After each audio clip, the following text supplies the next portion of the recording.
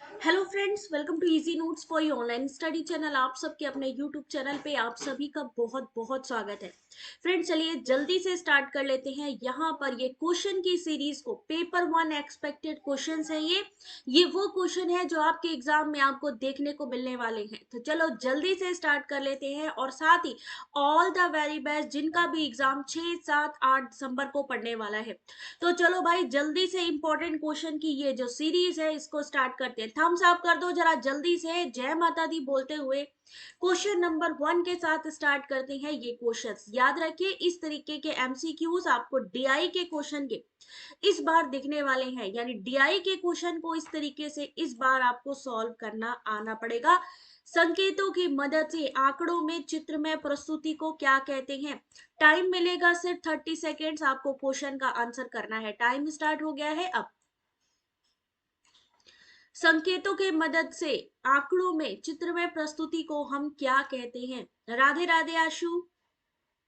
Sorry कंचन, actually हुआ क्या, पहले मैंने जो प्रिपेयर किए थे क्वेश्चन केवल 15 क्वेश्चंस मैंने प्रिपेयर किए थे।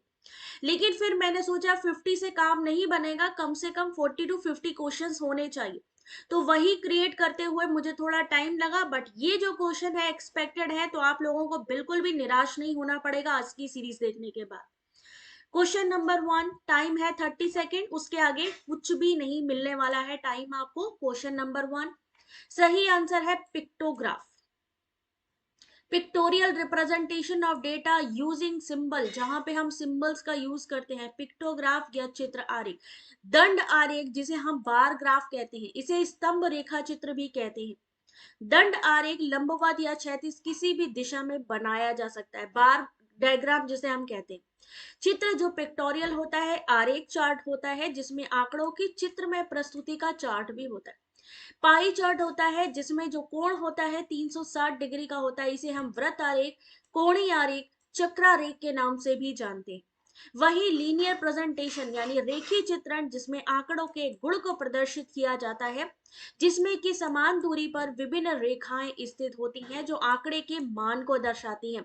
डीआई का question number 1, option number B. Question number 2,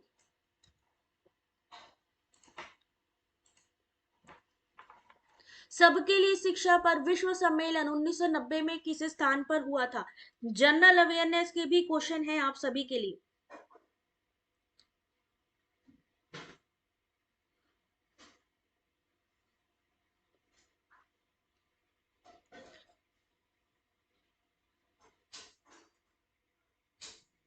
जल्दी से इस क्वेश्चन का आंसर करिए।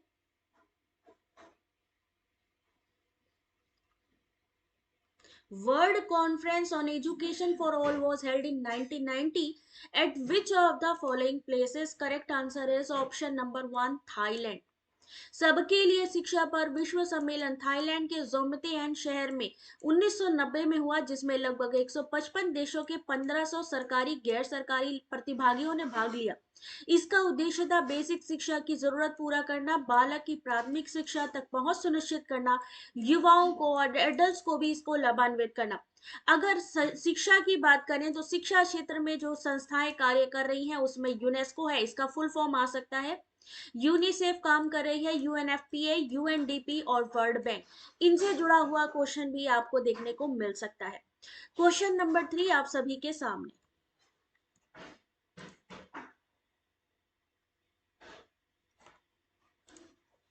क्वेश्चन नंबर 3 आप सभी के सामने, जल्दी से इस क्वेश्चन का आंसर करिए। भारत में उच्च शिक्षा को क्षेत्रवार नियंत्रित करने के लिए यूजीसी ने पुणे, हैदराबाद, कोलकाता, भोपाल, गुवाहाटी, बेंगलुरु में 6 केंद्र खोले। वो कब खोले गए थे?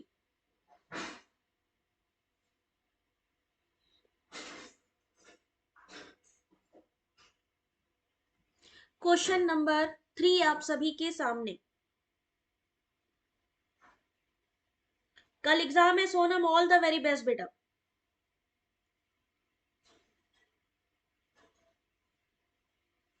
क्वेश्चन को पढ़ते जाइए, आंसर करते जाइए। क्वेश्चन नंबर 3 सही आंसर है ऑप्शन नंबर बी, 1994 टू 1995।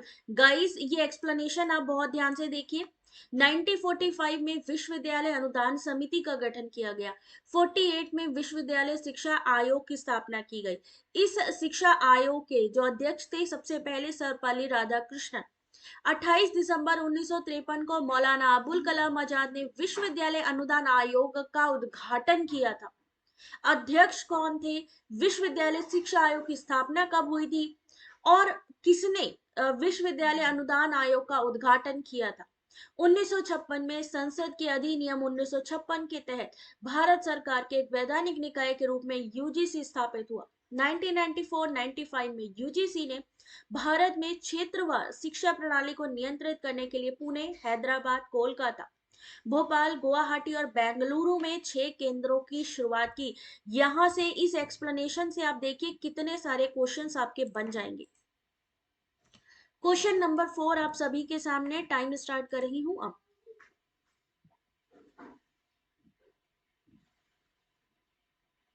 अजीब सी जगह में दे दिया है। मैप है ना आपके सभी के पास, एंड्रॉयड में सभी के पास मैप है। मैप में वो आप एड्रेस डालो, सारी चीजें पता लग जाएगी कहाँ पे आपका सेंटर जा रहा है।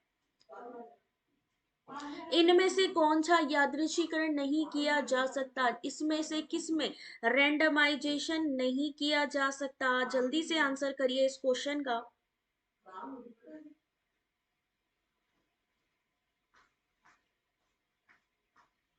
चलिए देखते हैं क्वेश्चन नंबर 4। सही आंसर है option number B, stratified sampling. यादृच्छिकरण यानी प्रोबेबिलिटी बेस्ड जो नहीं है, नॉन प्रोबेबिलिटी पूछा गया है यहाँ पे, तो पर्पसिव सैंपलिंग। यादृच्छिक जिसमें कि हम प्रोबेबिलिटी सर्च करते हैं। इस विधि में सबको समान रखा जाता है, कोई भी बायसनेस नहीं होती है। ठीक है, समान संभावना जिसमें भी होती है वो कौन से हो गए? Random sampling, systematic sampling, stratified sampling, cluster sampling और मल्टी स्टेज सैंपलिंग। लेकिन जहां पर सबके समान चुने जाने की संभावना नहीं होती है वो कौन कौन से हो गए? पर्पसिव हो गए, कन्वीनियंट हो गए, कोटा सैंपलिंग हो गए, जजमेंटल सैंपलिंग हो गए, चेन सैंपलिंग हो गए।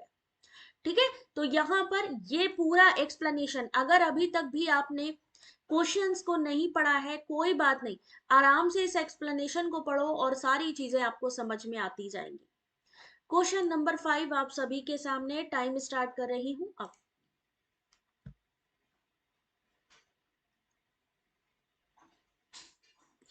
Question number 5, reflective thinking is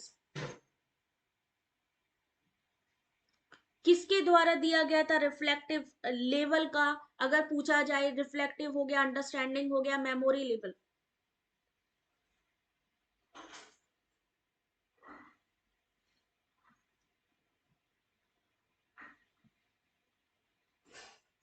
चलिए ध्यान से देखते हैं रिफ्लेक्टिव लेवल में क्या होता है। ऑप्शन नंबर 1 प्रॉब्लम सेंटर्ड होता है। रिफ्लेक्टिव लेवल एक हायर लेवल की, जहां पे आप सोच सकते हो पढ़ाई होती है, जिसमें आपको समस्या समाधान करने का अवसर मिलता है। जो विद्यार्थी होता है वो इंडिपेंडेंटली वर्क कर सकता है। वही मेमोरी लेवल की बात करें तो वो विचारहीन होता है, प्रस्तुतिकरण रटने पर बल दिया जाता है। बोध जिसको हम अंडरस्टैंडिंग कहते हैं, उसमें जनरलाइजेशन, सिद्धांतों को पहचानना, नियम को जानना, ये सब चीजें सिखाई जाती हैं। दो चीजों के बीच में अंतर करना सिखाया जाता है। चिंतन शिक्षण जो हाईएस्ट लेवल, सबसे लोएस्ट लेवल है स्मृति और सबसे हाईएस्ट लेवल है चिंतन शिक्षण। क्वेश्चन नंबर 6 आप सभी के सामने और टाइम स्टार्ट कर रही हूं अब।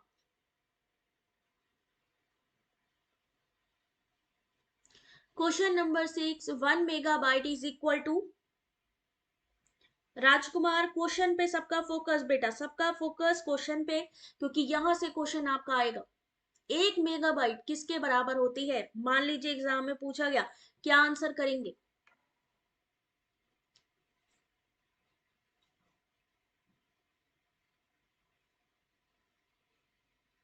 चलिए ध्यान से देखिए इस क्वेश्चन का जो सही आंसर है, विद एक्सप्लेनेशन देखते जाइएगा।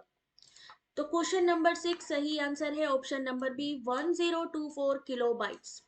1024 bytes equal to 1 KB, 1024 KB 1 MB, 1024 MB equal to 1 GB। और मेगाबाइट की बात करें तो 1024 केबी। ये पूरा हाईएस्ट जो आपकी स्टोरेज है उसको क्या कहते हैं, स्टोरेज इकाई को क्या कहते हैं। एक मेगाबाइट कितने बाइट के बराबर होती है या उसकी पावर कितनी होती है, ये पूछा जाता है। क्वेश्चन नंबर 7 आपके सामने, और आंसर करिए इस क्वेश्चन का। यहाँ पर paper 1 teaching research ICT higher education national education policy general awareness के क्वेश्चन भी हैं आज की सीरीज में, तो कोई छोड़िएगा नहीं।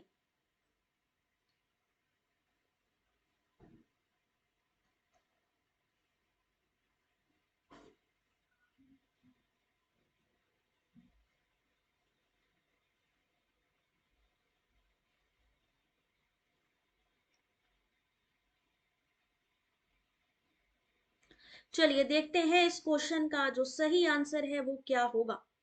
इस क्वेश्चन का सही answer, question number 7, digital system की सबसे छोटी इकाई इनमें से कौन सी है। Option number 1 bit. कंप्यूटर प्रणाली में प्रयुक्त होने वाली सबसे छोटी इकाई बिट है बाइनरी, जो 0 और 1 से बनता है। क्वेश्चन नंबर 8,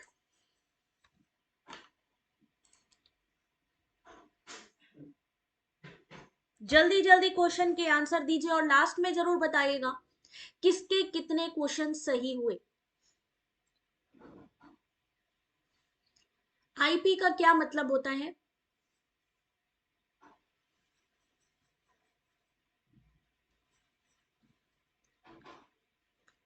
क्वेश्चन नंबर 8 जरूर डालिए, पता चले कि कौन से क्वेश्चन का आपने आंसर किया है।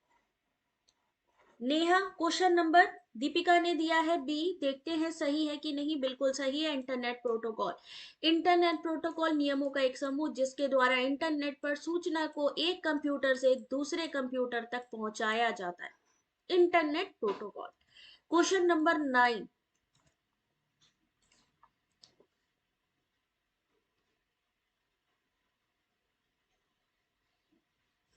डिजिटल स्टोरेज के संदर्भ में ब्लू रे डिस्क क्या चीज है।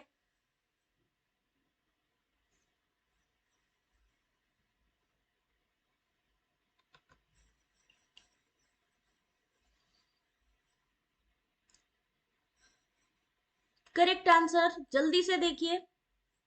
बिल्कुल बिल्कुल संजना, इसकी पीडीएफ मिलेगी। मैं डेली बेसिस पे जितने भी एक्सपेक्टेड एमसीक्यूज ले रही हूँ, पीवाईक्यू ले रही हूँ, सबकी पीडीएफ मिलेगी। सही आंसर है option number B, external storage device. Blu ray disc क्या है, अगर मान लीजिए या तो ये क्वेश्चन आएगा या यहां से आएगा स्टेटमेंट से। ब्लू रे डिस्क एक प्रकाशीय डिस्क संग्रहण माध्यम है जिसे डीवीडी प्रारूप का स्थान लेने के लिए बनाया गया था। मुख्य रूप से इसका प्रयोग हाई डेफिनेशन वाले video, play station, video games, अन्य डेटा को संग्रहित करने के लिए किया जाता है और यह एक बाहरी स्टोरेज डिवाइस। क्वेश्चन नंबर 10, वर्षा आंसर करते चलो।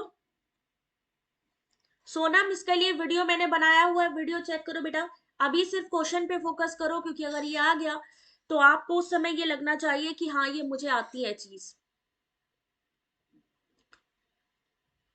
इनपुट आउटपुट डिवाइस, मेमोरी, इन सब की मैचिंग भी आती है और स्टेटमेंट भी आता है और फुल फॉर्म भी आता है।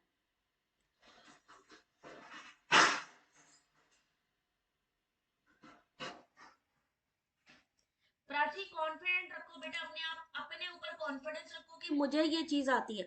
जब मेरे साथ आप कॉन्फिडेंट होते हो ना, फ्रेंडली होते हो, ऐसे ही जब एग्जामिनेशन सेंटर पे जाया करो तो आपको यही लगना चाहिए कि यार ये चीज मुझे आती है। घबराओ नहीं। हो सकता है पहले पहले क्वेश्चन आपको टफ लगे, हो सकता है स्टार्टिंग पे देखने में आपको लगे कि आपको कुछ नहीं आता। कोई बात नहीं, थोड़ा रिलैक्स करो, डीप ब्रेथ लो, उसके बाद दोबारा से देखोगे सब आएगा। ठीक है। तो इनपुट डिवाइस कौन सी है, आउटपुट डिवाइस कौन सी है। Keyboard, mouse, touchpad, scanner. Statement में भी आता है digital camera, microphone, joystick, graphic tablet, touch screen, webcam. Input यानी जहां से हम इंफॉर्मेशन कंप्यूटर सिस्टम पे डालते हैं। आउटपुट जो हमें रिजल्ट देती है, जिसमें monitor, printer, headphone, computer speaker, projector, Braille reader और पोर्टल। अगर मैं आपसे कहूं पेरीफेरल डिवाइस, पेरीफेरल डिवाइस इसमें से कौन सी है।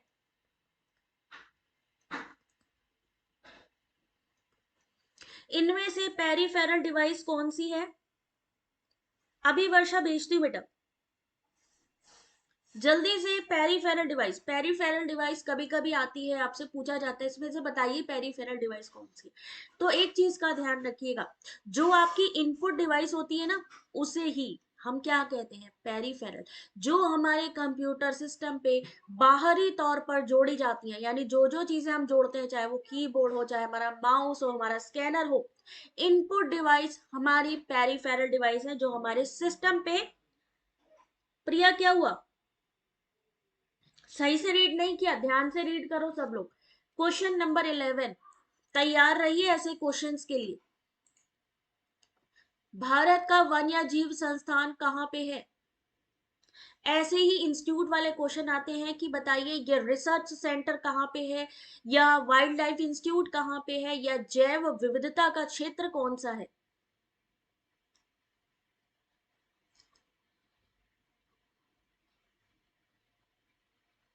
नमस्ते रेखा, आंसर करते चलो बेटा। भारत का वन्य जीव संस्थान अवस्थित है, question number 11, correct answer option number C, Dehradun में। भारतीय वन्य जीव संस्थान उत्तराखंड राज्य की राजधानी देहरादून में है। इसकी स्थापना 1982 में हुई थी और यह संस्थान प्रशिक्षण पाठ्यक्रम, एकेडमिक कार्यक्रम के अलावा वन्य जीव अनुसंधान और प्रबंधन में भी सलाह प्रदान करता है। क्वेश्चन नंबर 12, सारा कुछ है आज की इस पेपर 1 में, सारा कुछ है, कोई भी क्वेश्चन मत छोड़िए। An abiotic component of the ecosystem is, पारिस्थितिकी तंत्र का अजैविक घटक, और यकीन मानिए ये क्वेश्चन आपका 2023 में भी आया है।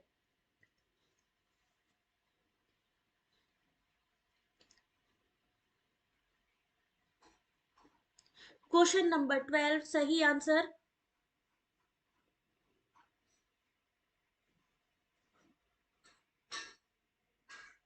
सही आंसर है option number B, humus. Humus परिस्थिति तंत्र का, इसको मैं और थोड़ा सा मैग्नीफाई कर देती हूँ।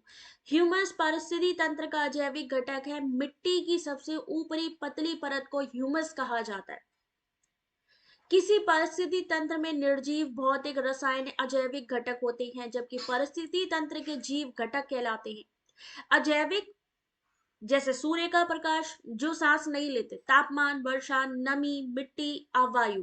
ये नमी, ये जो मिट्टी की ऊपरी परत है ना, उसे ही ह्यूमस कहते हैं और उसे ही अजैविक माना जाता है। जैविक जो सांस लेते, जो जिंदा होते, जैसे उत्पादक हरे पौधे, उपभोक्ता यानी जंतु, अपघटक यानी कि सूक्ष्म जीव। क्वेश्चन नंबर 13, निम्नलिखित कथनों में से इको मार्क से क्या चीज संबंधित है। आप जानते हो कि आजकल हर प्रोडक्ट में इको मार्क का लेबल लगा होता है, तो यहां से आपसे इको मार्क से इस तरीके का स्टेटमेंट पूछा जा सकता है।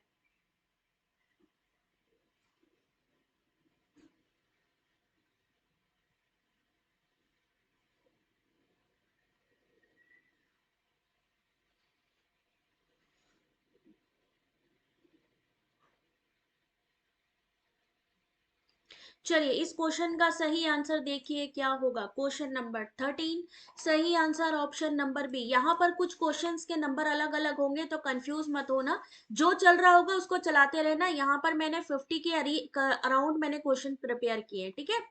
तो सही आंसर है BIS के द्वारा किया गया। और दूसरा है ऑप्शन नंबर 2, पर्यावरण के अनुकूल जो फ्रेंडली प्रोडक्ट है उनमें ये मार्क दिया होता है। किसके द्वारा दिया जाता है, भारत मानक ब्यूरो के द्वारा, और पर्यावरण वन मंत्रालय के अंतर्गत आता है। और इसे पहली बार इको मार्क को कब किया गया था जारी, 1991 में। इसीलिए ये जो तीसरा ऑप्शन है ये गलत है। 14 नहीं है, 15 है, तो 15 का आंसर, जो क्वेश्चन दिखता जाए वही क्वेश्चन नंबर डाल के आंसर करते जाइए, नहीं तो कंफ्यूज हो जाएंगे।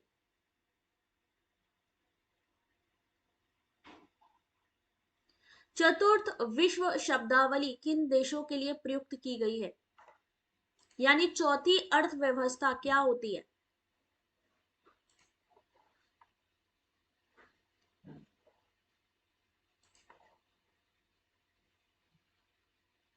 आज के क्वेश्चन, यस, थैंक यू नजर, आप लोग भी इतना अच्छा परफॉर्म कर रहे हो बच्चे।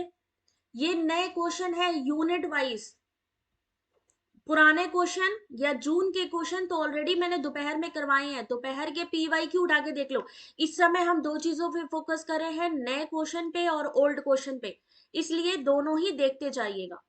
सही आंसर है बी, चौथी दुनिया से संदर्भ दुनिया के उन देशों से है जो सबसे अविकसित है, लीस्ट डेवलप्ड है, न्यूनतम विकसित है। इसमें इथियोपिया, नाइजीरिया, अंगोला, सूडान ये सारे आते हैं। क्वेश्चन नंबर 17 आंसर देते जाइए, जो क्वेश्चन है पढ़ते जाइए, आंसर करते जाइए। 17 का सही आंसर करने के लिए टाइम मिलेगा, ये रहा।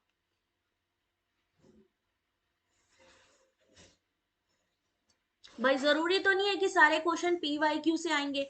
अगर हम 40 to 50% पीवाईक्यू लेके चल भी रहे हैं तो हमें ये याद रखना है कि कम से कम 60% नए क्वेश्चंस भी होंगे, तो हम यहाँ पे उनको भी कर रहे हैं साथ साथ।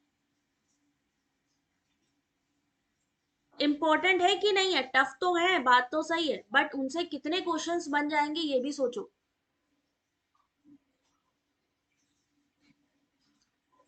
17 का सही आंसर दीपशिका क्या होगा? Option number C, both 1 and 2 correct. Rigveda में 1028 असंस्करण है, यानी there are 1028 version in the Rigveda. Rigveda को अष्टक भी कहा जाता है। संपूर्ण ऋग्वेद में 10 खंड हैं जिसे मंडल कहते हैं। ऋग्वेद में अन्य विभाजन में अष्टक, अध्याय 64, वग्र 2112, मंत्र कितने हैं? 10,552। ऋग्वेद में सूक्तों की संख्या है 1017। यदि बालखिल्य या परिशिष्ट भी जोड़ा जाए तो ऋग्वेद में सूक्तों की कुल संख्या 1028 हो जाएगी। नेक्स्ट क्वेश्चन, बाणभट्ट ने हर्षचरित में किस मौर्यकालीन शासक का उल्लेख किया था?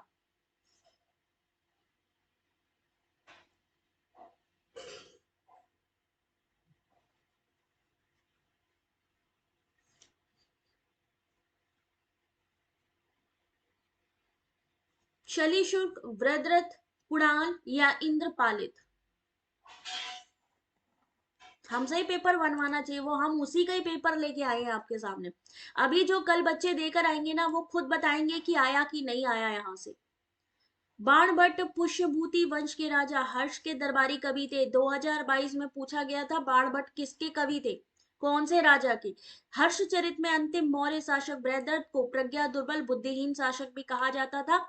बाणभट्ट की जो पुस्तकें थी उनमें कादम्बरी, मुक्तादिक और चंडी शतक बहुत फेमस थी।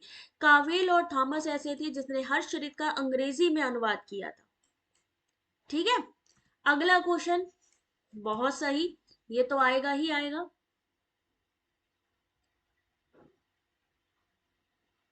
क्वेश्चन है कि भारत के संविधान के अनुच्छेद 21A में किस चीज का प्रावधान है?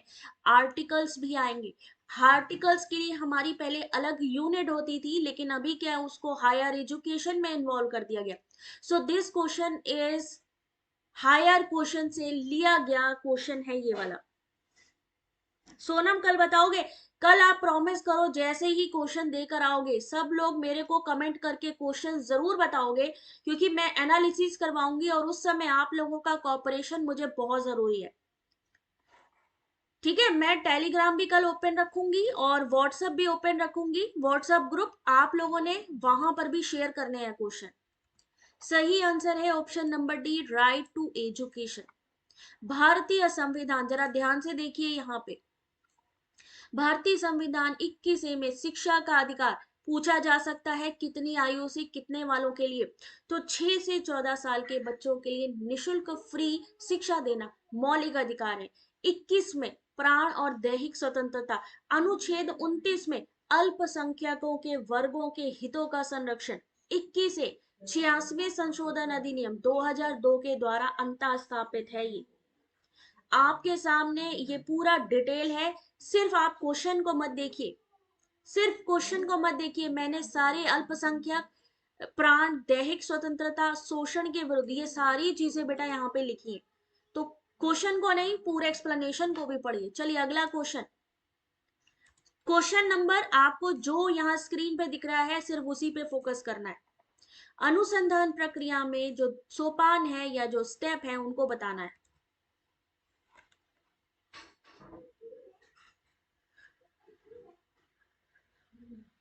पेपर है ना कल। All the very best Rita.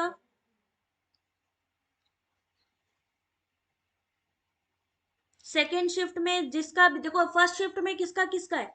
नमस्ते बीरेन। कल फर्स्ट शिफ्ट में किसका किसका है? जिसका भी फर्स्ट शिफ्ट में होगा, प्रॉमिस मी, आप लोग मुझे आकर के व्हाट्सएप में आपको लिंक दूंगी और टेलीग्राम, वहां पर क्वेश्चन जरूर शेयर करेंगे।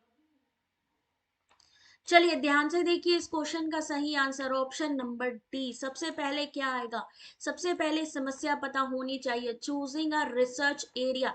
बेटा यहाँ पे इस क्वेश्चन को आप लोग देख लीजिए, ये हर बार पूछा जाता है एग्जाम में। ये क्वेश्चन हर बार एग्जाम में पूछा जाने वाला क्वेश्चन है। अगर रिसर्च के स्टेप पूछे जाएं तो सबसे पहले research area, research problem, research proforma या research design, data collection, data analysis, research result और लास्ट में आएगा रिसर्च रिपोर्ट। ठीक है, चलो अगला क्वेश्चन, टाइम स्टार्ट्स नाउ। कौन एक साक्षात्कार का प्रकार ही नहीं है?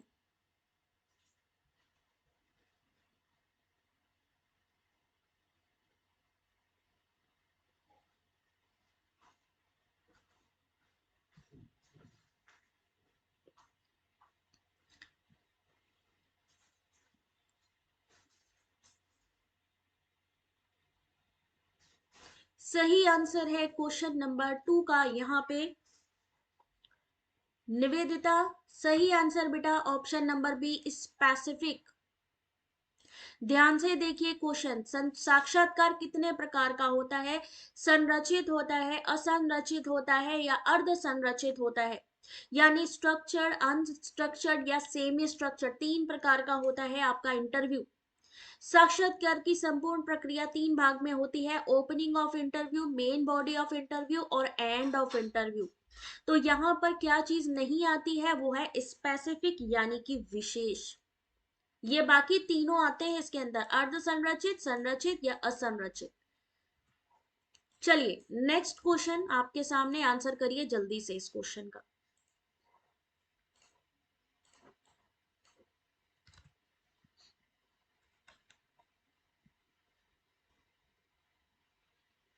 ये क्वेश्चन बहुत बार पूछा गया क्वेश्चन है। ज्योत्सना बेटा आंसर करते चलो। ये वो क्वेश्चन है जो एग्जाम में आपके आने के 100% चांसेस हैं, इसमें से कुछ ना कुछ जरूर आएगा। यूजीसी के प्रथम अध्यक्ष इनमें से कौन है? तीन टाइप के इंटरव्यू, थर्ड का, थ्री का, निवेदिता ने कहा है थ्री का थ्री, सही है कि नहीं? बिल्कुल सही बात है भाई, शांति स्वरूप भटनागर। लेकिन सिर्फ इतने से बात नहीं बनेगी, हमें थोड़ा पढ़ना होगा। यूजीसी के प्रथम अध्यक्ष डॉक्टर शांति स्वरूप भटनागर थे, जिनका कार्यकाल कब था? 93 से 55 तक। इसके वर्तमान अध्यक्ष कौन है? यूजीसी के प्रेजेंट चेयरमैन या अध्यक्ष कौन है?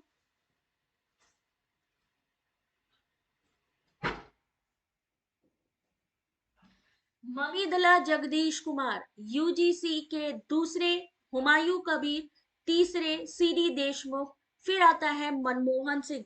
और याद रखिए कभी कभी इनके पूछे जाते हैं कि आप इनके समय के हिसाब से यानी क्रोनोलॉजिकल ऑर्डर में यूजीसी के चेयरमैन या अध्यक्ष को लगाइए, तो आपको याद होना चाहिए इसके बारे में। जगदीश कुमार ममिदला इस समय के वर्तमान अध्यक्ष हैं। फर्स्ट चेयरमैन आपके शांति स्वरूप भटनागर, प्रेजेंट जो आपके हैं ममिदला जगदीश कुमार। चलिए अगला क्वेश्चन आपके सामने है भाई, ये रहा, आपको आंसर करना है, जल्दी से आंसर करिएगा, टाइम स्टार्ट कर रही हूं आप।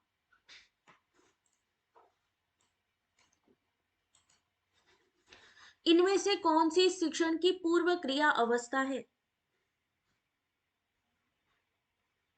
वीरेंद्र अगर आप पहली बार एग्जाम देने जा रहे हो तो आपको देखिए डीआई तो आएगी ही आएगी, 5 क्वेश्चन वो, आरसी के 5 क्वेश्चन वो तो आने ही है, 10 को तो आप निकाल दो। उसके अलावा टीचिंग रिसर्च की मैं बात करूं तो उसमें से क्वेश्चन आपके थोड़े स्टेटमेंट वाले आते हैं। अगर किसी यूनिट पे ज्यादा फोकस करने की जरूरत है, क्योंकि हायर एजुकेशन से करंट अफेयर भी बनते हैं, इन्वायरमेंट भी बनता है, तो higher education, environment, information communication technology. और आपका जो है अगर बात करें बाकी तो आपकी यूनिट धीरे धीरे सारी रहती हैं, लेकिन ये 3-4 ऐसी यूनिट है जहां से आपके करंट अफेयर भी बनते हैं, इसलिए ये बहुत इंपॉर्टेंट है। तो यहाँ पर क्वेश्चन नंबर 4 आपके सामने, सही आंसर है सी, सीक्वेंसिंग यानी क्रमबद्ध करना। शिक्षण के 3 चरण है, पूर्व क्रिया अवस्था, अंत क्रिया अवस्था और उत्तर क्रिया अवस्था।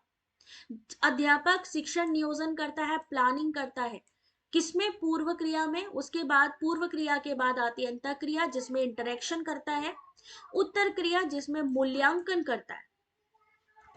चलिए अगला क्वेश्चन देखते हैं कितने लोग सही आंसर करते हैं इस क्वेश्चन का।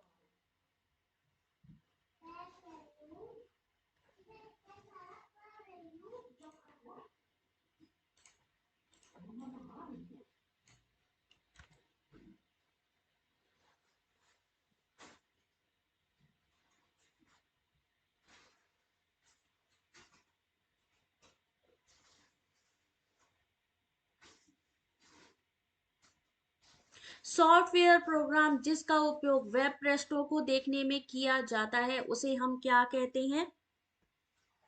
सही आंसर है क्वेश्चन नंबर 6 का सही आंसर ऑप्शन नंबर 1, ब्राउजर। चलो इसके बारे में थोड़ा सा ध्यान से देख लीजिए।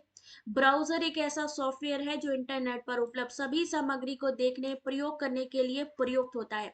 सबसे पहले 1990 में टिम बर्नर ली ने वेब ब्राउजर बनाया जिसका नाम उन्होंने वर्ल्ड वाइड वेब रखा। वर्तमान की बात करें तो वेब ब्राउजर में internet explorer, Firefox, safari, Chrome, opera, navigator, ये सारी चीजें आती हैं। ठीक है, अगला क्वेश्चन आपके सामने।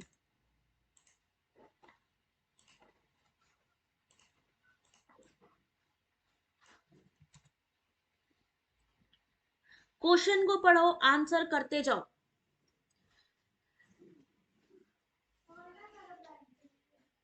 GUI, GPU, ये सारी चीजें क्या है, इनके फुल फॉर्म आते हैं।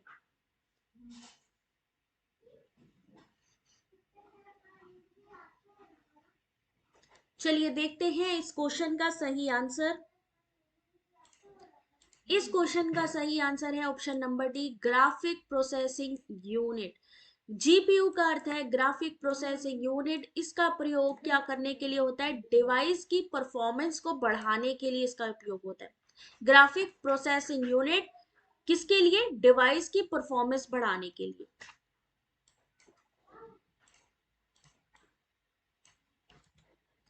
टाइम स्टार्ट कर रही हूं अब।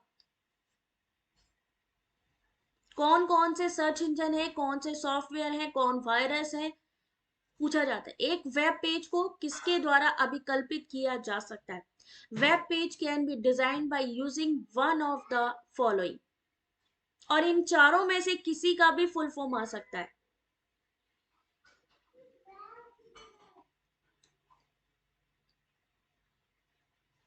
किसी का भी फुल फॉर्म आ सकता है इसमें। तो सही आंसर है इस क्वेश्चन का, सही आंसर ध्यान से देखिए, ऑप्शन नंबर सी, HTML। चलो इसके बारे में जल्दी से देखना शुरू करो आप सभी। HTTP एक इंटरनेट नेटवर्क प्रोटोकॉल जिसका उपयोग हम वेब पर एक जगह से दूसरी जगह डेटा को ट्रांसफर करने के लिए करते हैं। FTP file transfer protocol internet पर बाइनरी और टेक्स्ट फाइल ट्रांसफर करने के लिए। HTML जब हमें वेब पेज को क्रिएट करना है तो हाइपर टेक्स्ट मार्कअप लैंग्वेज का यूज करते हैं वेब पेज और कंटेंट बनाने के लिए। UDP, what is UDP? User datagram protocol, दो कंप्यूटर के बीच में डेटा ट्रांसफर करने के लिए इसका उपयोग होता है। तो यहाँ इन सब के बारे में, अब मान लीजिए जरूरी नहीं है कि ये क्वेश्चन आए, आ भी सकता है, फुल फॉर्म भी आ सकता है, लेकिन यहां से क्वेश्चन आएगा ये 100% है। कैसे? या तो इनका फुल फॉर्म आएगा या इनकी डिटेल का स्टेटमेंट आएगा कि what is FTP, what is HTML, या HTML और HTTP के बीच का डिफरेंस। तो ना सिर्फ क्वेश्चन देखिए, यहाँ जो एक्सप्लेनेशन दिए गए हैं, अगर आपको लगता है कि भैया ये मैडम ने बहुत सही चीज आज करा रहे हैं तो भाई लाइक तो करना बनता ही है। शेयर करिए अपने सभी जितने भी फ्रेंड जो यूजीसी नेट एग्जाम देने जा रहे हैं, सबके लिए इंपॉर्टेंट है ये। ठीक है, अगला क्वेश्चन आप सभी के सामने कुकीज के बारे में।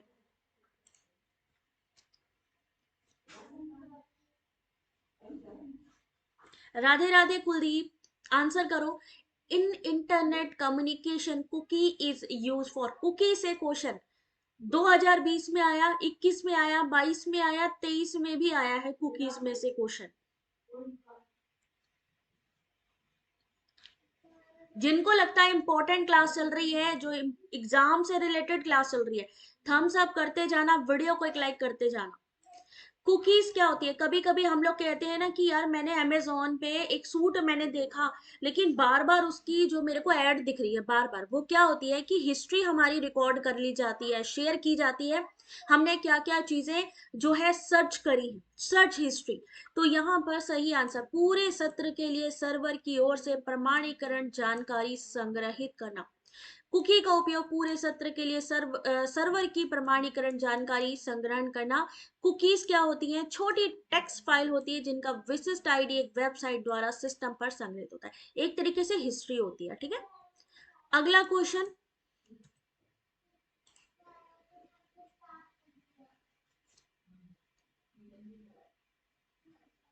ओम शांति, 2 बार क्लास होती है बेटा, दोपहर में होती है।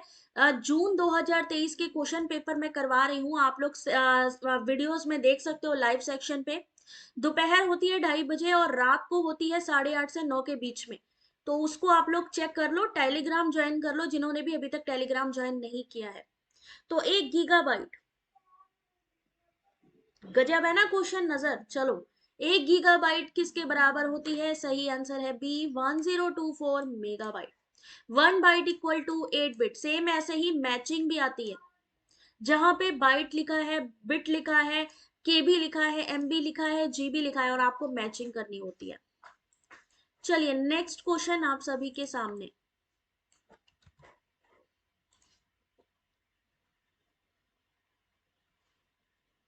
हरिकेश आंसर करते जाओ बेटा। 1972 में मानव पर्यावरण पर आयोजित स्टॉकहोम कॉन्फ्रेंस में कितने सिद्धांतों का सूत्रीकरण किया गया?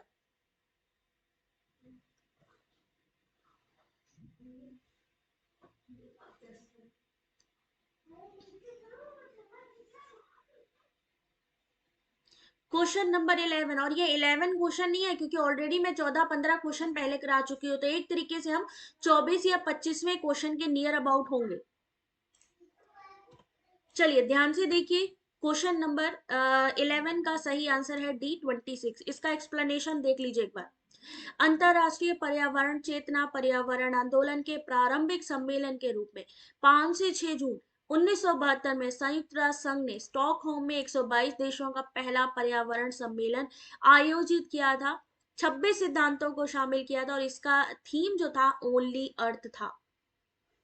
Only, only one earth. ठीक है, कब मनाया जाता है पर्यावरण दिवस? 5 जून को, सभी को पता होना चाहिए। चलो भाई अगला क्वेश्चन जल्दी जल्दी सॉल्व कर लेते हैं हम लोग।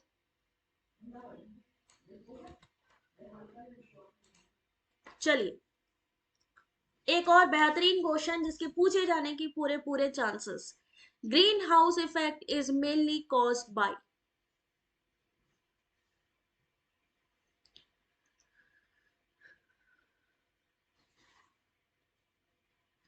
ताप्ती रिफ्रेश करो बेटा एक बारी। सबको बाकी दिख रहा है ना? सबको बाकी प्रॉपर दिख रहा है? Green house effect is mainly caused by. चलिए देखते हैं सही आंसर इस क्वेश्चन का। सही आंसर है option number C, carbon dioxide. Explanation देखिए, ग्रीन हाउस इफेक्ट एक प्राकृतिक प्रक्रिया है जिसमें किसी ग्रह या उपग्रह के वातावरण में मौजूद गैसों की मात्रा बढ़ने से वातावरण के तापमान में वृद्धि होती है। यानी जब पॉल्यूशन ज्यादा होता है तो क्या होता है, कार्बन डाइऑक्साइड की मात्रा ज्यादा बढ़ जाती है, जिसकी वजह से ग्रीन इफेक्ट उत्पन्न होता है। और ये गैसेस 6 होती हैं जिसमें से मीथेन, नाइट्रस, हेलोकार्बन, सतही ओजोन और जलवाष्प। आपसे पूछा भी जा सकता है कि हेलोकार्बन गैसेस कौन सी होती है? हेलोकार्बन किसको कहते हैं? किसको कहते हैं? जरा ध्यान से गूगल पे सर्च करके बताना। चलते हैं नेक्स्ट क्वेश्चन पे आप सभी के सामने। टाइम स्टार्ट कर रही हूं अब।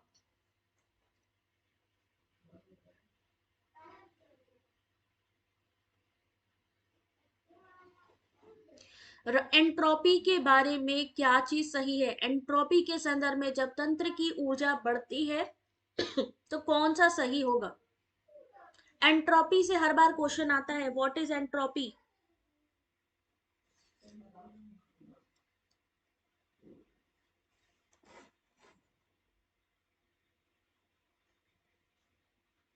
चलिए देखिए इस क्वेश्चन का सही आंसर। यहां पर सही आंसर ऑप्शन नंबर 1 यानी entropy of the system increases. Entropy के संदर्भ में जब तंत्र की ऊर्जा बढ़ती है तो एंट्रोपी, तंत्र की एंट्रोपी भी बढ़ती है।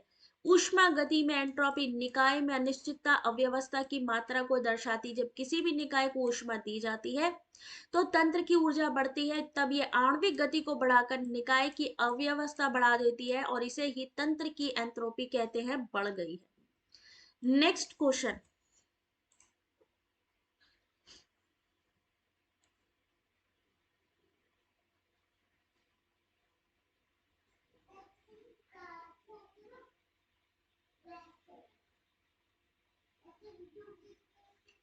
भारत में जैव विविधता की दृष्टि से सबसे संपन्न क्षेत्र कौन सा है?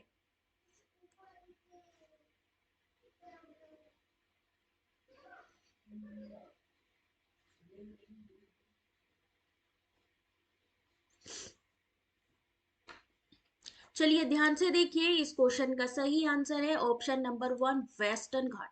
अगर आपसे पूछे जाए अगर आपसे पूछा जाए पश्चिमी घाट विविधता, जैव विविधता की दृष्टि से भारत का सबसे संपन्न क्षेत्र है।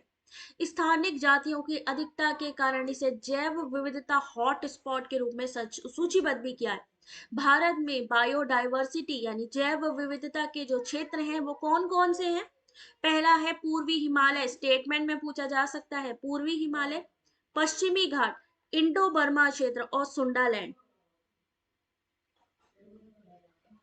ठीक है, डन, आगे बढ़े। चलिए वेरी गुड, अगला क्वेश्चन आप सभी के सामने टाइम दे रही हूं अब। इस तरीके का क्वेश्चन भी आता है आपके एग्जाम में। विटिकल्चर, वेजिकल्चर, पिसिकल्चर, ऑलरिकल्चर किससे संबंधित है?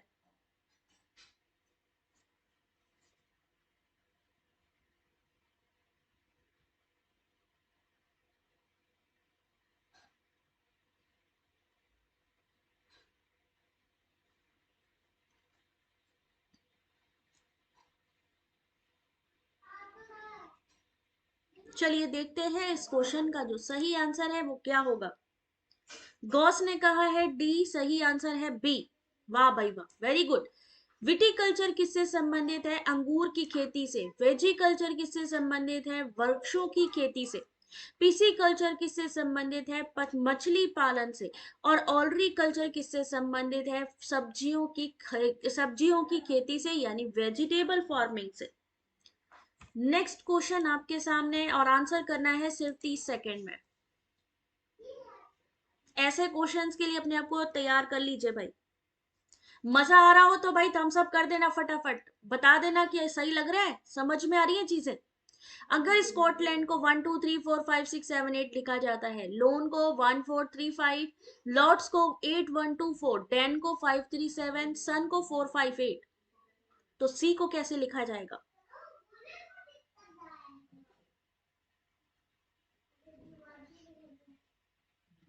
रीजनिंग का क्वेश्चन, अंजलि सर तुम्हारा सही है। अभी रीजनिंग का क्वेश्चन, रेखा जल्दी से आंसर करो बेटा। कोडिंग वाले ऐसे ही क्वेश्चन आएंगे कि इसको ये कहा जाता है तो उसको क्या कहा जाएगा। उसके लिए एक रीजनिंग के क्वेश्चन का जो टाइम है, अगर अच्छे से प्रैक्टिस है, मेरे ख्याल से 30 सेकंड से ज्यादा आंसर नहीं करना है आपको। इस क्वेश्चन का सही आंसर ध्यान से देखिए ऑप्शन नंबर सी होगा। इसमें से सी का कोड आपको पहचानना होगा कि सी का कोड क्या होगा। संजना सही है बेटा, सी। हेमलता सही है तुम्हारा, गुड जॉब। सर्च करके देखना, इसमें से एक बारी देखना कि कैसे निकाला गया है क्वेश्चन का आंसर।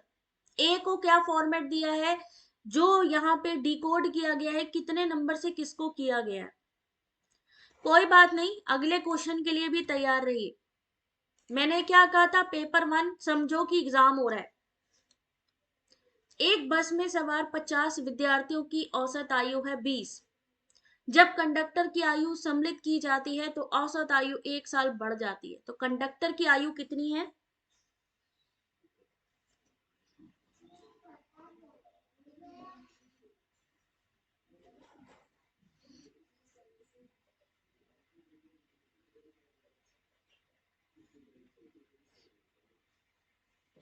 चलिए ध्यान से देखिए, यहाँ पे इन्होंने कहा है कि 50 विद्यार्थियों की औसत आयु है 20। क्या कहा? 50 की 20। जब हमें टोटल आयु निकालनी होती है तो इन दोनों को हम क्या करते हैं? मल्टीप्लाई। तो टोटल निकला कि 1000 वर्ष। अब उसमें इन्होंने कहा कि कंडक्टर की आयु सम्मिलित की जाती है तो किसमें वृद्धि होती है? औसत आयु में। यानी पहले औसत आयु थी 20, अभी हो गई है 21 साल। अब एक बंदा बढ़ भी तो गया, तो अब हम क्या करेंगे? 21 और 51 को मल्टीप्लाई करके देखेंगे तो हमें टोटल मिलेगा 1071। तो अगर हमें 1071 मिला, पहले हमारी थी 1000, आपस में माइनस करेंगे तो हमें पता लगेगा कि कंडक्टर की जो उम्र है वो कितनी है? 71 साल। सही है? समझ में आ गई? जो भी हमारी एवरेज है आपस में मल्टीप्लाई करिए। जितनी मान लीजिए उनकी औसत आयु मान लीजिए 2 वर्ष बढ़ जाती तो हम इसको 22 कर देते। और फिर नई संख्या, क्योंकि एक बंदा बड़ा है तो 51 हो गई, 2 बंदे बढ़ते तो 52 हो जाती। तो जो बड़ा है उसको उसी के हिसाब से बढ़ा के माइनस कर दो टोटल से, तो आपका आंसर निकल आएगा। बहुत ही आसान क्वेश्चन है ये, तो आंसर करो। याद रखिए हर एक क्वेश्चन टफ नहीं होगा। हर क्वेश्चन को ये समझ के मत सॉल्व करना कि सारे क्वेश्चन टफ है। कोई कोई बहुत इजी भी होगा।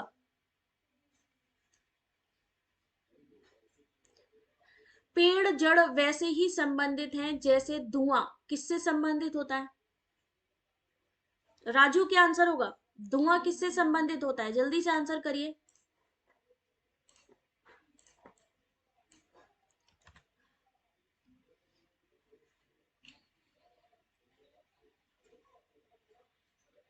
जोया ने दिया है आंसर ऑप्शन नंबर 1। देखते हैं सही है कि नहीं। बेटा सी आंसर सही है। जैसे पेड़ जड़ से संबंधित है, अर्थात जड़ पेड़ का अभिन्न हिस्सा है, इसी प्रकार धुआं किससे संबंधित है? आग से संबंधित है। क्योंकि धुएं की उत्पत्ति आग जलने पर ही होती है, इसलिए सही आंसर ऑप्शन नंबर सी। सी वाले अपने लिए कैपिंग कर ले भाई, बहुत सही आंसर किया। अगला क्वेश्चन एनवायरमेंट।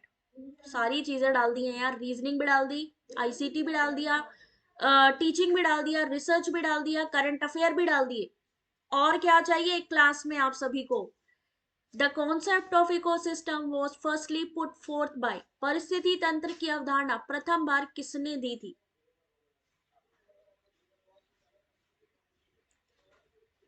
एक क्लास में इतनी सारी चीजें हैं आपके सामने।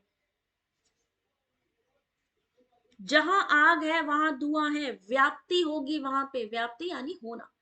तो क्वेश्चन नंबर यहाँ पे 12 सही आंसर है ऑप्शन नंबर सी, टांसले। एक बार इसके बारे में डिटेल पढ़ लो। और याद रखना मैंने हमेशा कहा है कि एक्सप्लेनेशन जरूर पढ़ा करिए, क्योंकि क्वेश्चन ना सही लेकिन एक्सप्लेनेशन जरूर आएगा। 1935 में टांसले द्वारा पारिस्थितिकी तंत्र यानी इकोसिस्टम की अवधारणा दी गई। टांसले के अनुसार पारिस्थितिकी तंत्र भौतिक तंत्रों का एक विशेष प्रकार होता है जिसमें जैविक अजैविक घटक होते हैं। पारिस्थितिकी शब्द किसके द्वारा दिया गया था? अर्नस्ट हैकल के द्वारा दिया गया था। ठीक है, चलिए नेक्स्ट क्वेश्चन। थोड़ा बड़ा क्वेश्चन है, पढ़ लीजिए, टाइम दे रही हूं 30 सेकेंड का।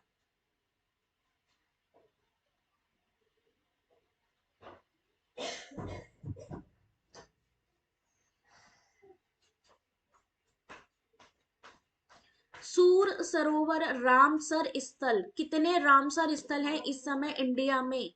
मालूम है क्या? कितने रामसर स्थल हैं इंडिया में? Ramsar sites in India. Ramsar sites क्या है? जो वेटलैंड्स है, मरुस्थलीय जमीन।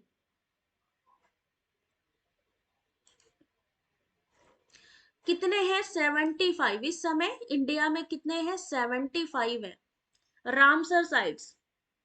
इस क्वेश्चन का सही आंसर है ऑप्शन नंबर बी, यानी केवल 2। इट इज मैन मेड रेजर्वियर यानी एक मानव निर्मित जलाशय है सूर सरोवर रामसर। थोड़ा सा इसके बारे में देखिए। सूर सरोवर रामसर स्थल आगरा में स्थित एक मानव निर्मित जलाशय पक्षियों के लिए सैरगाह है जिसे कीठम झील के नाम से भी जानते हैं। 2012 को 11 स्थलों को शामिल करने के बाद भारत में रामसर स्थलों की संख्या कितनी हो गई? 75।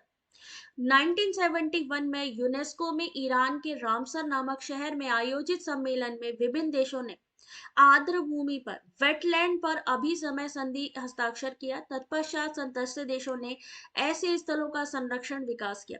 भारत के तमिलनाडु में सबसे ज्यादा रामसर साइट्स हैं 14, उत्तर प्रदेश में 10।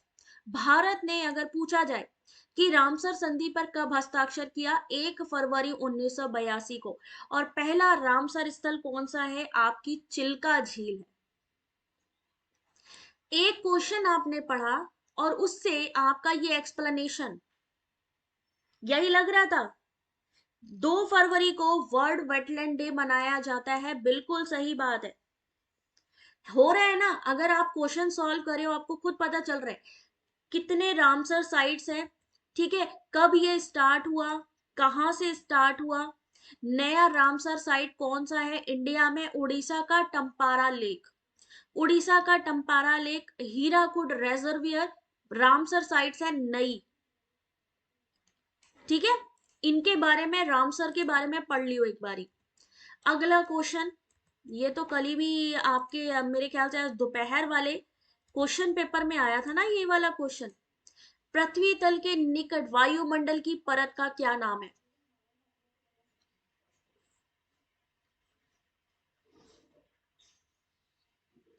What is the name? Environment चल रहा है इस समय। पृथ्वी तल के सबसे निकट, याद रखिए, एक्सोस्फेयर, आइनोस्फेयर, ट्रोपोस्फेयर, स्ट्रेटोस्फेयर। यहां से आपके क्वेश्चन आते हैं सबसे ज्यादा। मतलब सबसे ज्यादा का क्या मतलब है कि कंटिन्यू क्वेश्चन आते हैं।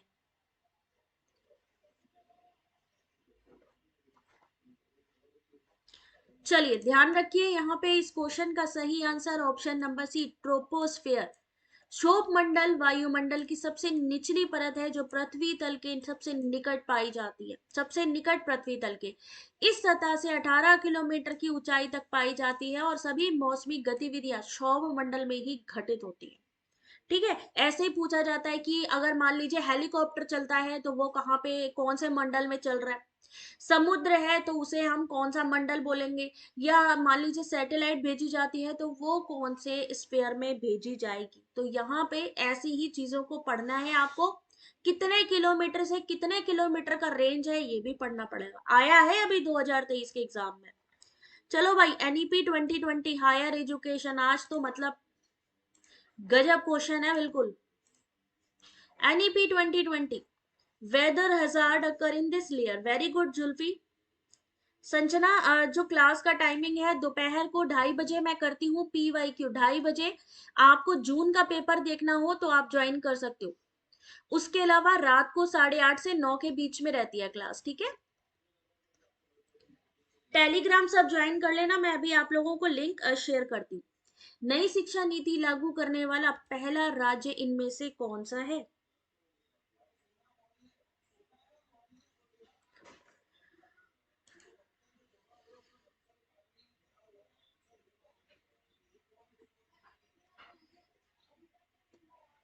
चलिए ध्यान से देखिए इस क्वेश्चन का सही answer option number 1, Uttarakhand.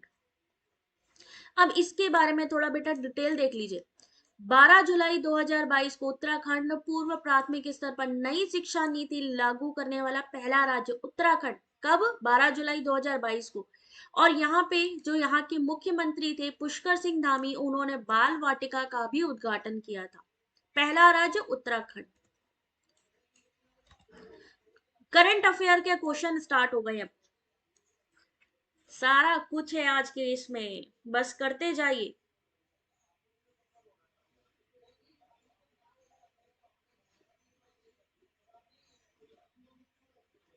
Telegram link मैं शेयर कर रही हूँ, आप लोग जो भी हमारे साथ नए हैं वो ज्वाइन कर सकते हैं, क्योंकि इसकी पीडीएफ जो है मैं आप लोगों को इसकी लिंक प्रोवाइड कर दूंगी। हमारी वेबसाइट पर सारी पीडीएफ रहती हैं, आप लोग फ्री में डाउनलोड करो। एक भारत निर्माण योजना का संगठक इनमें से कौन से नहीं है? भारत निर्माण योजना से संबंधित इसमें से कौन सी चीज नहीं है?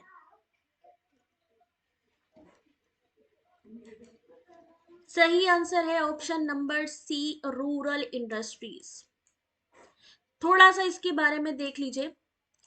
16 दिसंबर 2005 को गांव की ओर एक कदम की नीति को स्वीकार करते हुए केंद्र सरकार ने भारत निर्माण योजना की शुरुआत की थी। कब की थी? 2005 में। इस योजना पे 6 क्षेत्रों पर केंद्रित किया गया था ध्यान। गांव की ओर एक कदम की नीति थी, सिंचाई को सुनिश्चित करना, गांव को सड़कों से जोड़ना, आवास उपलब्ध कराना, पीने का पानी सुनिश्चित करना, गांव में बिजली आपूर्ति, ग्रामीण संचार। और ये किसके द्वारा संचालित है? ग्रामीण विकास मंत्रालय के द्वारा। इसमें ग्रामीण उद्योगों को शामिल नहीं किया गया है। चलिए अगला क्वेश्चन है आपका, जीएसटी परिषद का अध्यक्ष इनमें से कौन सा है?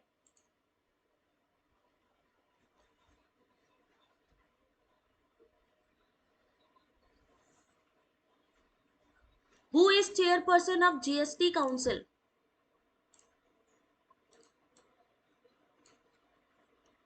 हमारा संविधान कौन से देश से कॉपी किया गया?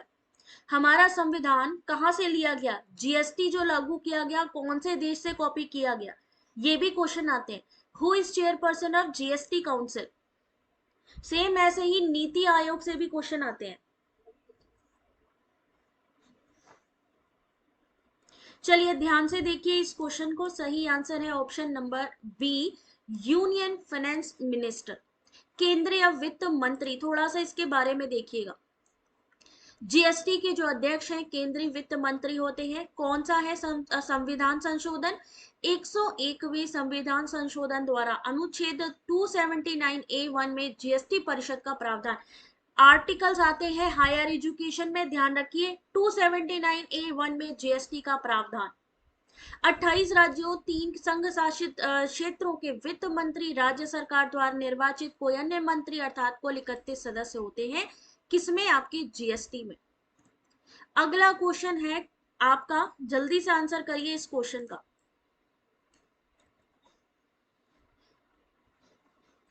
किस राज्य सरकार के द्वारा स्वनिर्भर नारी योजना की शुरुआत की गई?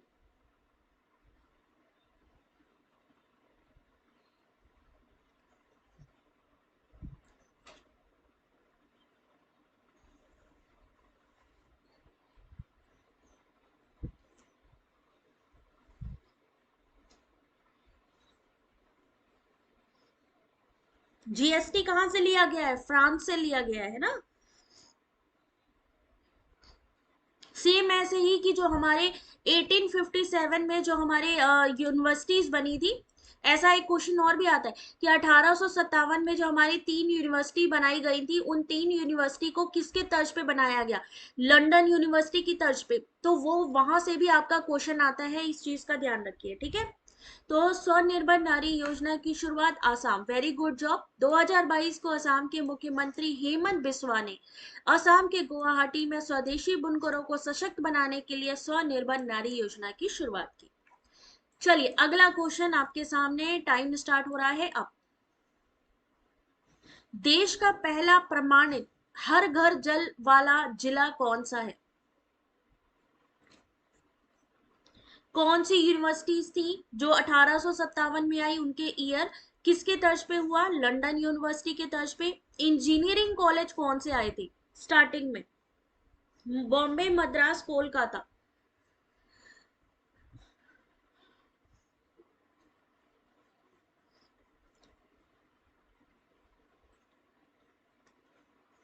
चलिए ध्यान से देखिए नेक्स्ट क्वेश्चन को। उससे पहले आंसर है यहाँ पे, सही आंसर बुरहानपुर। 2022 को मध्य प्रदेश के बुरहानपुर जिला देश का पहला घर जल वाला प्रमाणित जिला बना है। जिले के 254 गांवों में 1 लाख से ऊपर ग्रामीण घरों में कार्यात्मक घरेलू नल कनेक्शन को उपलब्ध किया गया। ऐसे ही आपकी गवर्नमेंट स्कीम आएंगी, उनके ईयर भी पूछे जा सकते हैं, उनके उद्देश्य भी पूछे जा सकते हैं। किसमें? मैचिंग में। अगला क्वेश्चन, रिसर्च एप्टीट्यूड, बी को लॉक किया जाए प्रयोग। चलो अभी इस क्वेश्चन में किसको लॉक करें, जल्दी बोलिए बेटा। रंजना, ओम प्रकाश, किसको लॉक करें? वह शोध जिसमें ज्ञान की उभरती पद्धति और क्षेत्रों में सिद्धांतों की प्रयोज्यता के अन्वेषण पर जोर होता है, क्या कहलाता है? तनु, क्या आंसर होगा बेटा इसका? ध्यान से देखिए, इस क्वेश्चन का सही answer option number D, second level research. द्वितीय स्तरीय शोध में ज्ञान की उभरती पद्धति, क्षेत्रों की प्रयोज्यता के अन्वेषण पर बल दिया जाता है, और ये एक प्रकार से किसी व्यापक शोध के दायरे को बढ़ाने जैसा होता है। अगला क्वेश्चन, टीचिंग एप्टीट्यूड है ना, सारी यूनिट्स कवर, बस एक डीआई और आरसी को छोड़ दीजिए, एक लॉजिकल रीजनिंग, ये तीन चीजें नहीं है, बाकी सारी चीज इसमें कवर है, करंट अफेयर भी कवर है। चलिए ध्यान से देखिए, इस क्वेश्चन का सही आंसर क्या होगा। शिक्षण के किस स्तर में संरचना निर्देशन विद्यार्थियों के व्यवहार का निकट से पर्यवेक्षण करने की गतिविधियों की प्रबलता होती है, यानी जो कैंडिडेट काम कर रहा है उसको हम निकट से कैसे देख सकते हैं, जब हम मेमोरी लेवल, टीचर होती है ना, छोटे छोटे बच्चों पर नजर रखती है, इसके प्रमुख प्रवर्तक कौन थे? हर्बर्ट, यानी स्मृति लेवल, मेमोरी लेवल किसके द्वारा लाया गया? हर्बर्ट के द्वारा। और ये पहला स्टेप है, यानी लोएस्ट लेवल है आपके टीचिंग का, हर्बर्ट। ठीक है, अगला क्वेश्चन है आपका, बताइए कौन सी यूनिट से?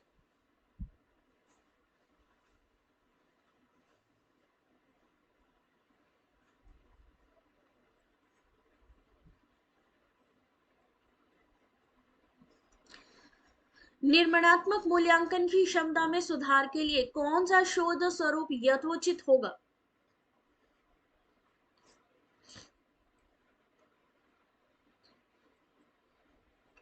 ध्यान से देखिए, इस क्वेश्चन का सही आंसर, इस क्वेश्चन का सही आंसर है option number C, action research. मूल्यांकन की क्षमता में सुधार लाने के लिए हम किसका यूज करते हैं? क्रियात्मक का, जिसका अर्थ है करके सीखना, एक चक्रीय प्रक्रिया है जो सतत चलती है, एक्शन रिसर्च। अगला क्वेश्चन, OMG, मान लीजिए ऐसा क्वेश्चन आ जाए तो क्या करेंगे?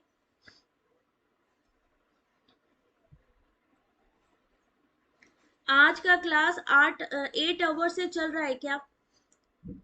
भैया अपन मैराथन वैराथन नहीं कराते, हम 1 घंटे में 1.5 घंटे में उतनी ही चीजें करा देंगे जितनी आप 8 घंटे की मैराथन लोगे। मतलब अगर आप 6 घंटे की मैराथन लोगे, उसमें लोग कितने क्वेश्चन सॉल्व कराएंगे? 50। हम आपको 1 घंटा या 1.5 घंटे में ही 50 क्वेश्चन करवा देंगे, मैराथन की जरूरत नहीं है, हमें 8 घंटा लटकाएंगे नहीं आपको। सी को लॉक करें, क्वेश्चन नंबर 4। और ये मैं बेट के साथ कह सकती हूँ, आप पीडीएफ लोगे उसमें काउंट करना कि कितने क्वेश्चन आज मैडम ने करवाए हैं, का 50 से ज्यादा ही हो, कोई बड़ी बात नहीं है। सही आंसर है 30। क्या किया गया है? 1 स्क्वायर, 2 स्क्वायर, 8 स्क्वायर, 1 2 8 स्क्वायर, कितना हुआ? 69, -4 65, 65 आया। सेम ऐसे ही यहाँ पे क्या किया? 5 3 2 स्क्वायर, 38, 38 में क्या किया? 4 माइनस किया। तो यहाँ पे क्या करेंगे? 3 स्क्वायर, 4 स्क्वायर और 3 स्क्वायर, 34 में माइनस क्या करेंगे? 4 को, क्योंकि 4 4 माइनस कर रहे हैं। तो सही आंसर क्या आएगा? Option number 1, 30। अगला क्वेश्चन आपके सामने,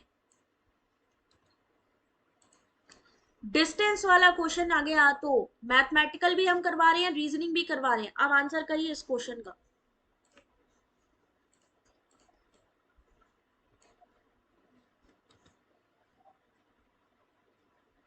एक व्यक्ति 8 किलोमीटर पश्चिम की ओर चलता है, फिर 6 किलोमीटर उत्तर की ओर जाता है। अब वो अपने प्रारंभिक स्थान से कितनी दूरी पर है?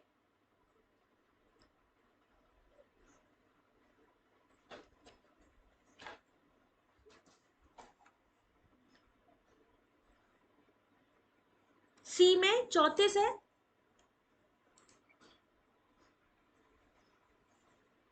34 में से हम 4 को माइनस भी तो करेंगे बेटा, 4 माइनस भी तो हो रहा है, तो यहां पर 4 माइनस होगा तो 30 नहीं आएगा, माइनस भी तो हो रहा है बेटा यहाँ पे।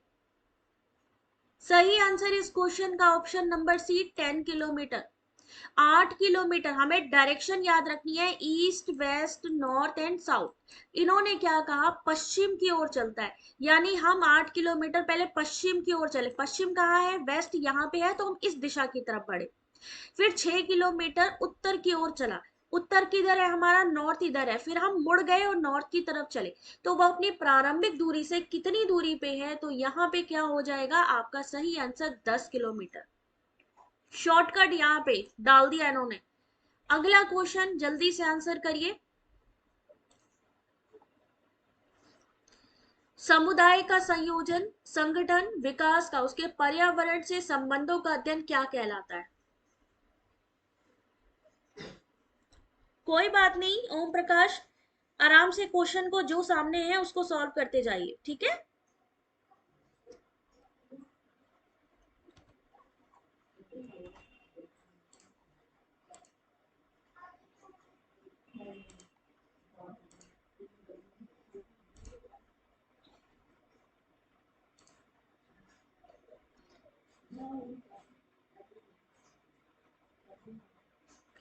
चलिए अगला क्वेश्चन, यहाँ पे सही आंसर है सम परिस्थितिकी, समुदाय का संयोजन, संगठन, विकास का उसके पर्यावरण से संबंधों का अध्ययन सम परिस्थितिकी कहलाता है। अगला क्वेश्चन, टाइम स्टार्ट हो रहा है अब। जहां पर भी किसी को भी कंफ्यूजन हो उसको उठा करके एक बारी टेलीग्राम पे डाल देना स्क्रीनशॉट की, ये चीज यहां समझ में नहीं आई, सर्च करिए, अगर आपका आंसर सही होगा तो उसको ही माना जाएगा। ठीक है, हमसे भी गलती हो सकता है आपका आंसर भी सही हो, इसलिए डाउट को सॉल्व करने के लिए ज्यादा से ज्यादा सर्च करिएगा। Intensity of noise pollution is measured in, ध्वनि प्रदूषण की तीव्रता को कैसे मापते हैं? अच्छा 10 कैसे आया वो नहीं समझ में आया, कोई बात नहीं, अभी इसको दोबारा से देखना, और अगर ना समझ में आए तभी भी फिर बताना, ठीक है। ध्वनि प्रदूषण की तीव्रता को हम मापते हैं किसके द्वारा, डेसिबल के द्वारा, यानी डेसिबल में। यहां से ये क्वेश्चन हर बार आता है और एक बारी पढ़ लीजिए इसको, क्योंकि पढ़ना जरूरी है, कल भी जिनका एग्जाम है देख लीजिए।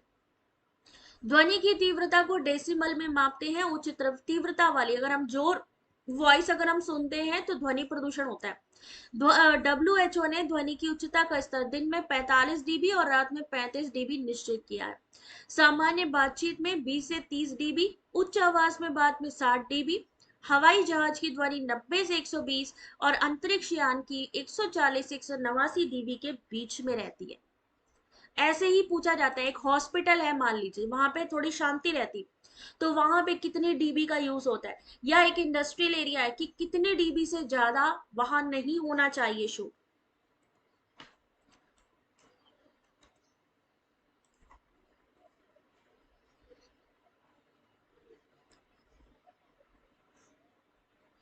बस कंप्लीट होने वाला है बेटा, बस कंप्लीट होने वाला है, सोना। कल मॉर्निंग में किस किस का है भाई? तक्षशिला विश्वविद्यालय का किसने उत्खनन कराया था? बस जल्दी जल्दी कंप्लीट कर रही हूँ।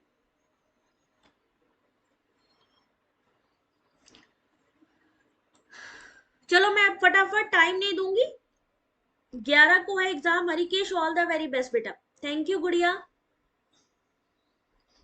तक्षशिला का उत्खनन करवाया था, option number B, John Marshall ने। ठीक है। नालंदा के विषय में जानकारी सर्वप्रथम 1812 में किसने दी थी? हैमिल्टन ने। जीर्णोद्वार 1915 में, 1922 में मोहन जोदाड़ो की खुदाई राखाल दास बनर्जी द्वारा कराई गई थी। बनारस में केंद्रीय हिंदू विश्वविद्यालय की स्थापना किसने की थी?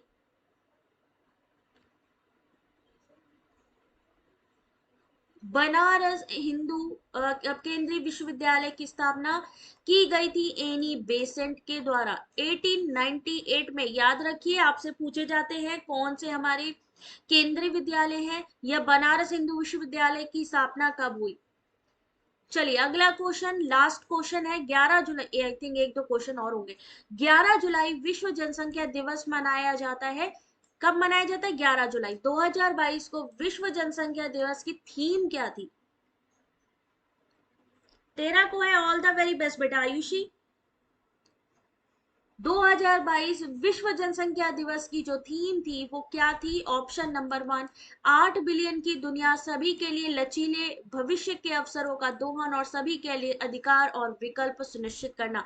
और 11 जुलाई 1989 को यूनाइटेड नेशन ने पहली बार विश्व जनसंख्या दिवस को मनाया था। ये क्वेश्चन हर बार आता है, किसमें शोध की विधियां और प्रक्रिया में नम्यता यानी लचीलापन पाया जाता है? तो सही आंसर नृजातीय और घटनावृत्तिक अध्ययन। नम्यता किसमें पाई जाती है? 8 को है। ऑल द वेरी बेस्ट बेटा। कल जिनका भी मॉर्निंग शिफ्ट में हो मुझे जरूर बताएंगे कि कैसा पेपर आया, ठीक है? यहां पर सही answer option number 1, Rigveda, Yajurveda, Samaveda, Atharvaveda किस ब्राह्मण से संबंधित है? एक ये क्वेश्चन सॉल्व कर लो बस, एक ये क्वेश्चन सॉल्व कर लीजिए। ऋग्वेद, यजुर्वेद, सामवेद, अथर्ववेद। कल की क्लास में कौन कौन आएगा? कल भी होगी क्वेश्चंस की भरमार, तो कल भी तैयार हो कि नहीं हो? जल्दी से एक बारी लाइक शेयर कर देना, और टेलीग्राम में अभी थोड़ी देर में मैं लिंक प्रोवाइड करूंगी, सब लोग जुड़ जाना, सबको पीडीएफ मिलेगी, ठीक है? जो भी भाई लाइक शेयर करेगा। वर्षा फर्स्ट मीटिंग में है, 13 को Rajkumar, all the very best Nanda. सही आंसर देखिए इस क्वेश्चन का ऑप्शन नंबर ए होगा। ऋग्वेद कौशिकी ऐत्रीय ब्राह्मण, यजुर्वेद शतपथ, सामवेद पंचविश और अथर्ववेद गोपद ब्राह्मण। तो यहाँ पर क्वेश्चंस मैंने करवा दिए हैं, काउंट कर लेना, काउंट कर लेना और फिर मुझे बताना कि कितने क्वेश्चंस थे, ठीक है? तो all the very best guys, कल आपका एग्जाम है, जिनका भी बहुत अच्छे से होगा, कॉन्फिडेंट होकर जाइएगा। अब हम मिलेंगे कल दोपहर की क्लास में, जो कि आपको 2 से 2:30 बजे के बीच में मिलने वाली है। सबसे रिक्वेस्ट है कि प्लीज आप लोग क्या करेंगे, 2 बजे भी हो सकती है, 2:30 बजे भी हो सकती है, तो टेलीग्राम ज्वाइन करना बिल्कुल ना भूलें। कैसे लगे क्वेश्चन एक बारी थोड़ा सा मुझे भी बता दो, क्योंकि मुझे भी मोटिवेशन की जरूरत होती है, और पता होना चाहिए कि भाई ऐसे ही क्वेश्चंस मैं कल और अच्छे से लेकर आऊं, या मुझे बुक से ही जो नॉर्मल क्वेश्चन आते हैं वैसे ही लाने हैं।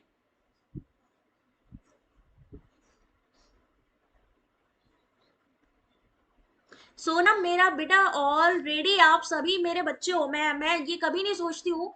कई लोग कहते भी है कि मैम अभी इतनी उम्र नहीं है, आपके बच्चे बोलते हो, बट मैं अगर आपको पढ़ा रही हूँ ना, मैं जैसे एंजल को पढ़ाती हूँ ना, मैं वैसे ही आपको पढ़ाती हूँ। तो आप सबके साथ तो मेरी वेल विशेस हमेशा ही है। तो अच्छे से जाओ, एकदम धमा चौकड़ी मचा के आओ, सारा कुछ आता है आप लोगों को। अभी आपने क्वेश्चंस देखे ना, बाकी जो थ्योरी क्लासेस हैं डेली बेसिस पे आपने अटेंड करी, आराम से जाओ यार, धूल उड़ा के आओ, कुछ नहीं, आराम से, टेंशन नहीं लो। All the very best guys, 6 7 8 जिनका भी एग्जाम है, 14 जून फर्स्ट शिफ्ट का वेबसाइट पर, अभी 14 जून का एडमिट कार्ड नहीं आया है, ठीक है बच्चे? और थोड़ी देर में ये पीडीएफ दे रही हूँ, सब लोग अपना अपना पढ़ लेना इसको। चलो कल मिलते हैं, ज्यादा टाइम नहीं लेंगे। ऑल द वेरी बेस्ट, सब अच्छा कर